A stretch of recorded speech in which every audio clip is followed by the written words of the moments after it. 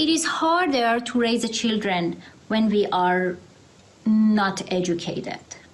If you lack an education yourself, raising children become more difficult, and not just because you are more likely to be poor. But most importantly, the psychological and neurobehavioral effects of poverty are the most destructive effects for the person itself and for her and his community. Unschooled child have anxiety. Unschooled child have depression disorder more than the schooled child. Do you believe that knowledge is power? The power that knowledge gave to educated kids do not let them to persuade negative attention. But those uneducated kids mostly having attention problem. And these attention problems lead them to attempt to make wrong choices, like assaulting or bullying younger kids or hurting their siblings. Also, everyone agrees that school teaches us discipline, and we learn how to manage our anger better in school. Just put yourself there for a moment.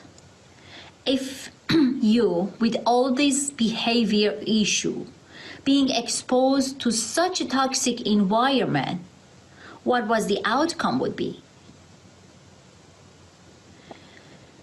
They are more likely to become victims of assaults, victims of sexual harassment, or addicted to alcohol or drug.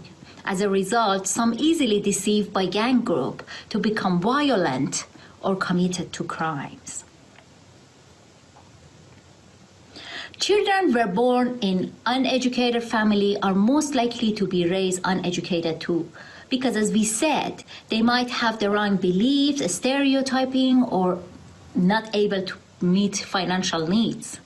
Parents could not find a good job to make for their family because they are not educated.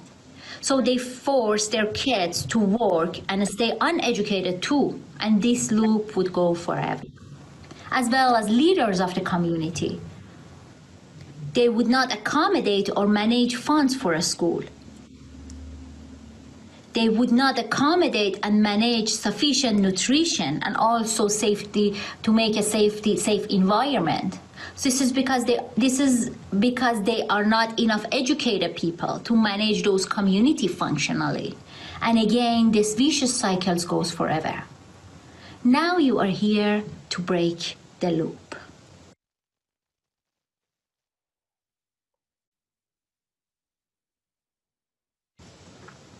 In the last minutes that I have, I would like to share with you the real story of an Indian boy named Zia, who was born in a town named Basanati near Calcutta in 1989.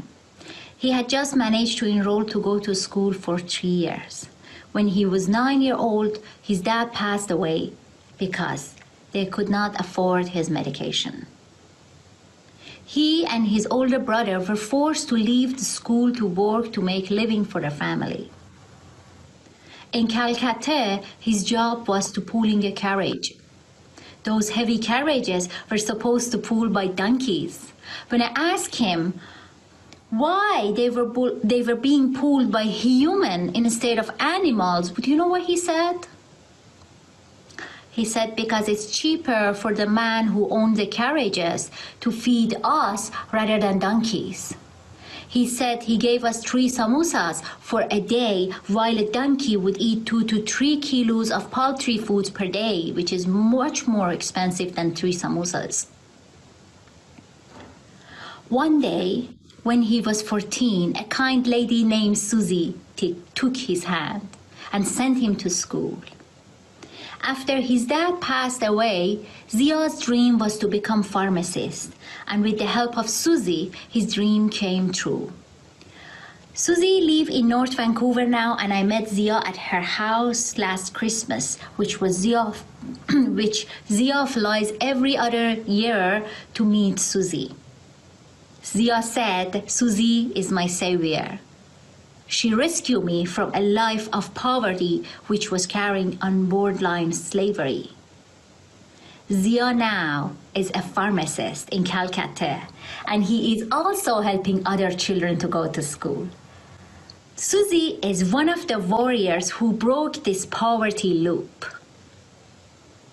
between educated, pharmacist, valued citizen Zia and an angry, hungry, disappointed, uneducated, and maybe delinquent carriage puller citizen Zia was only a kind hand.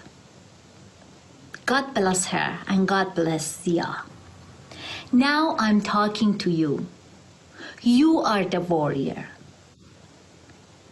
The bad news is we have over 30 million primary school age kids that are locked in poverty loop. The good news is every $1 you donate could make a month of school for a kids like Zia. Thanks for the hope you spread. It was amazing. You know, it was really touchy.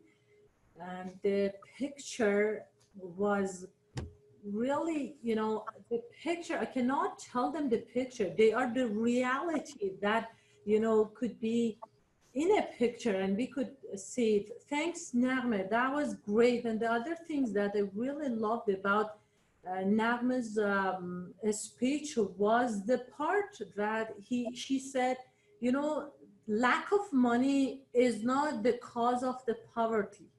Lack of knowledge is the cause of the poverty, because some of these kids are living in a countries that there are lots of resources, but lack of education was the reason that they could not have the access. Oh my, I'm emotional, I'm sorry. So let me introduce the next speaker. You know, he has a beautiful heart.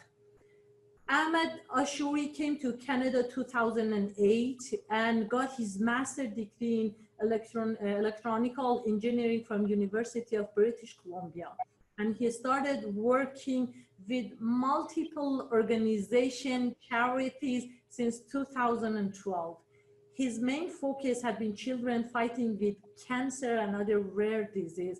And now we are so excited to have him. He brought his years of, you know, knowledge and experience of really just doing and donating and supporting the kids. And now we want to use his knowledge and experience to help the kids to get the education as well. So I'll pass it to Ahmad. Ahmad will talk about the charity progress so far and future plans and milestones.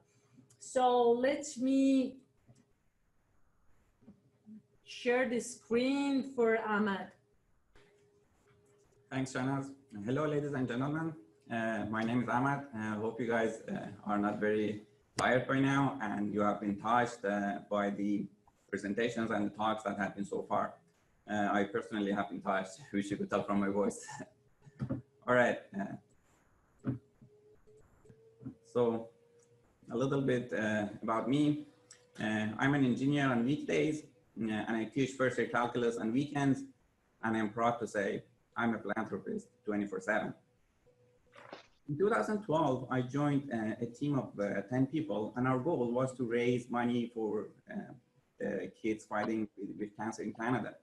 Our goal was to raise $10,000, but with the amazing team that we had, we ended up raising actually more than 13 grand under the name of St. Baldrick's Foundation.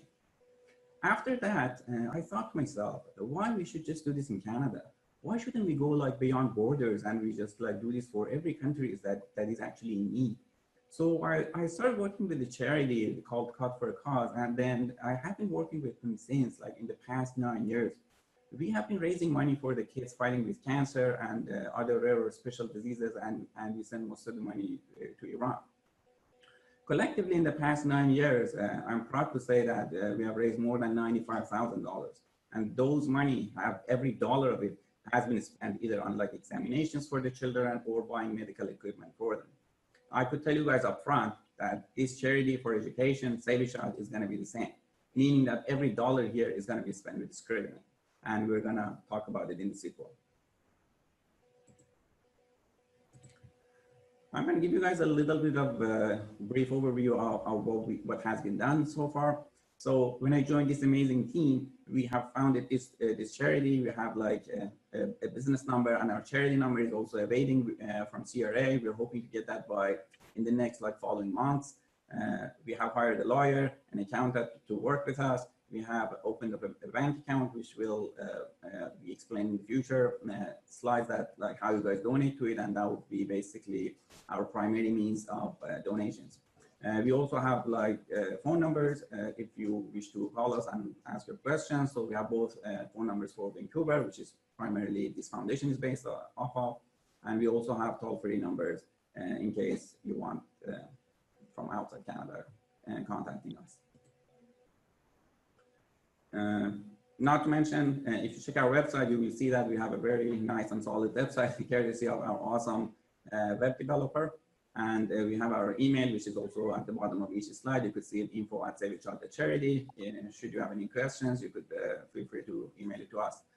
Shanaz will probably talk about it. There would be a question and answer after this talk, which you could basically toss your question in the chat box as well. We have been active online as well, and we have had Facebook and Instagram to have some online presence with these social media accounts. So we post every event, upcoming events, including this one, on those social media as well, in case you want to follow us on Facebook or Instagram.